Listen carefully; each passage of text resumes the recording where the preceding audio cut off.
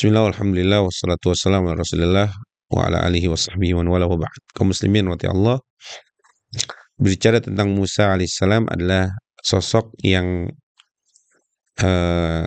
sangat-sangat inspiratif. Bagaimana tidak, di antara bentuk atau tanda bahwa sosok ini adalah sosok yang sangat inspiratif sebagai teladan juga adalah kisahnya yang sangat amat banyak di dalam Quran. Kisah tentang Musa alaihissalam itu adalah kisah terpanjang dan terbanyak di dalam Al-Quranul Karim itu sendiri. Berarti sosok ini pasti bisa sangat mungkin dijadikan oleh siapapun yang membacanya sebagai panutannya, sebagai inspirasinya. Oleh karena itu, di antara hal-hal yang bisa atau sosok Musa yang menginspirasi adalah karena Musa memiliki beberapa sifat-sifat baik. Pertama, di antara sifat manusiawinya Nabi Musa adalah tetap beliau adalah manusia biasa juga, adalah spontanitas dalam kebaikan, tidak panjang pikir. Kalau itu kebaikan biasanya langsung dikerjakan. Sebagai contoh, ketika Nabiullah Musa alaihissalam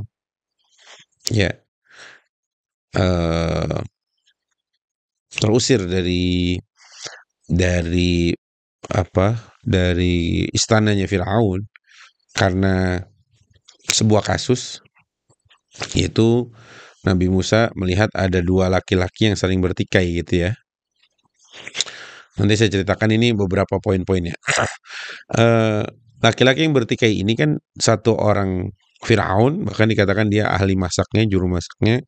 Yang satu lagi orang Bani Israel yang dia tugasnya kerja di istana Firaun, bawa makanan buat dimasak dan lain sebagainya. Intinya kayak semacam kuli panggul lah hari ini gitu ya. Nah, dua orang ini bertengkar karena yang juru masak tadi meremehkan si kuli panggul ini. Akhirnya mereka bertengkar. Musa alaihissalam melihat itu, ya, sehingga Nabiullah Musa alaihissalam itu sempat membantu yang Bani Israel karena apa ya, pokoknya suatu kondisi akhirnya Nabi Musa fawakazahu Musa faqadha alaih. Musa pukul sangat kenceng dan itu langsung meninggal. Yang tadi orang Mesir tadi, anak buahnya Firaun itu yang ahli masaknya itu.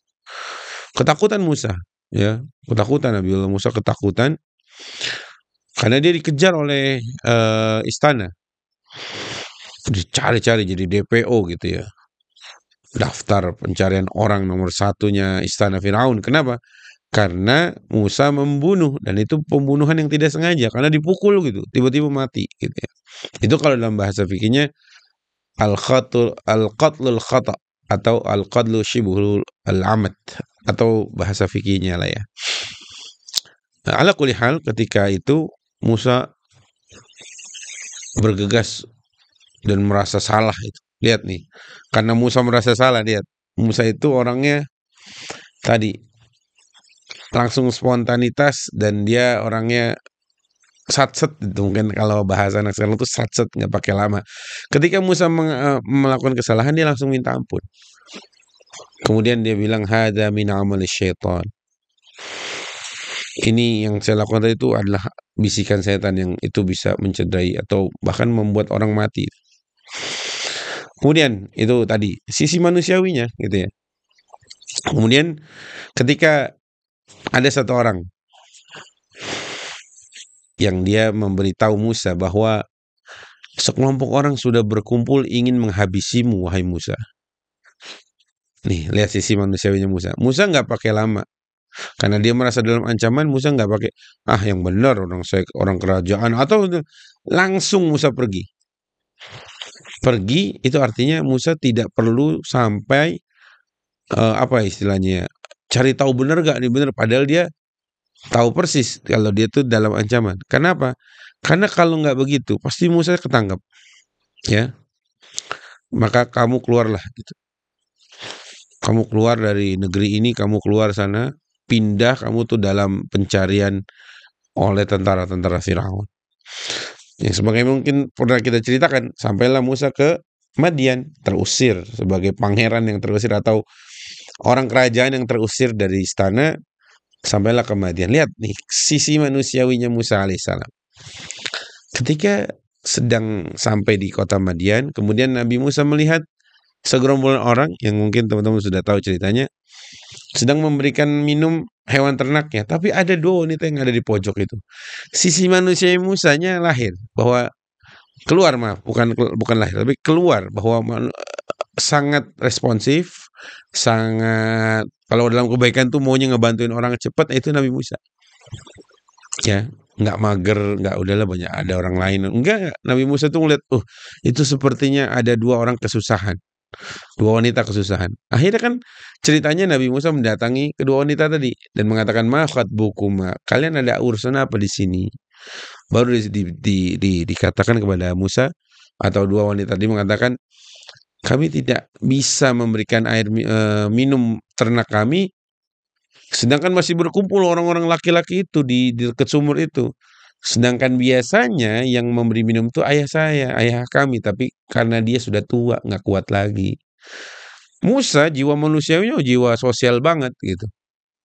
Kemudian dibantu, kemudian ditolong, langsung tadi yang saya katakan sat-sat itu maksudnya nggak pakai lama dalam kebaikan itu. Dibantulah dua orang tadi itu. Ya. Kemudian tidak cukup sampai di situ. Musa tidak panjang atau tidak terlalu lama bertele-tele di saat ketika ayah dari dua wanita tadi menginginkan Musa menjadi menantunya. Nah, apa kata Nabi Musa? Maaf, apa kata ayah dari salah satu wanita tadi mengatakan, "Uridu an unkihaka ya ihda bnataini hataini ala an ta'jurani thamaniya hijaj." Wahai Musa, wahai anak muda, aku ingin menikahkanmu dengan salah satu dari putriku ini. Apa Musa tuh langsung menjawab, iya. Musa langsung mengatakan iya, tidak panjang kalam, tidak. Kalau itu kebaikan, Musa langsung segera menyambutnya. Nah, ini belajar dari sini teman-teman. Nabi Musa itu sosok yang bersegera dalam kebaikan. Kalaupun ada kesalahan, dia selalu segera minta maaf. Kemudian merasa bersalah tadi karena dia telah memukul tadi dan menyadari kesalahannya. Kemudian kita belajar dari penggalan kisah Nabi Musa ini adalah sisi manusiawinya Nabi Musa itu jiwa sosialnya tinggi karena akan membantu orang. Kemudian Nabi Musa alaihissalam itu selalu berada di garis terdepan dalam pintu-pintu kebaikan. Nah karena itu teman-teman, ayo kita contoh Nabi Musa. Kita jadi orang yang gerak cepat, satset, kalau ada kebaikan langsung, ada peluang-peluang amal soleh dia yang selalu hadir. Ya, itu sosok Musa sekali sehingga inspirasinya seorang Musa alaihissalam adalah dia tidak mageran, dia tidak udahlah kalau ada kebaikan kan udah banyak yang ngerjain ngapain lagi saya, nggak kayak gitu Nabi Musa. Dia harus ada di depan, dia harus cepat merespon, dia harus segera dalam menolong orang sehingga Nabi Musa sebelum diangkat jadi nabi pun sudah dipersiapkan oleh Allah dengan kondisi-kondisi demikian, dengan karakter-karakter demikian. Kenapa? Karena pemimpin nanti ketika Nabi Musa diangkat jadi sebagai seorang nabi, seorang rasul, itu sangat harus peka dengan hal-hal itu. Menolong orang, jiwa sosial harus tinggi. Coba kebayang nggak kalau teman-teman Nabi Musa itu introvert, misal dia nggak mau ketemu orang-orang gitu. Ya gimana dia mau dakwah Firaun? Gimana dia mendakwahi Qarun? Gimana dia mendakwahi Haman? Atau gimana dia mau cerita kepada ke depan kaumnya gitu? Bagaimana dia mau berbicara di depan kaumnya kalau dia dari awal sudah malu, sampai kebaikan tuh ditunda-tunda. Maka teman-teman, sebelum kita jadi pemimpin atau kita semua atau kalian semua jadi pemimpin, kita pastikan kita membangun karakter-karakter kita. Yang mana nanti ketika sudah jadi pemimpin, karakter-karakter itu sangat dibutuhkan oleh seorang pemimpin untuk bisa mengayomi dan memimpin masyarakatnya. Wallahu a'lam bishawab. Wassalamualaikum warahmatullahi wabarakatuh.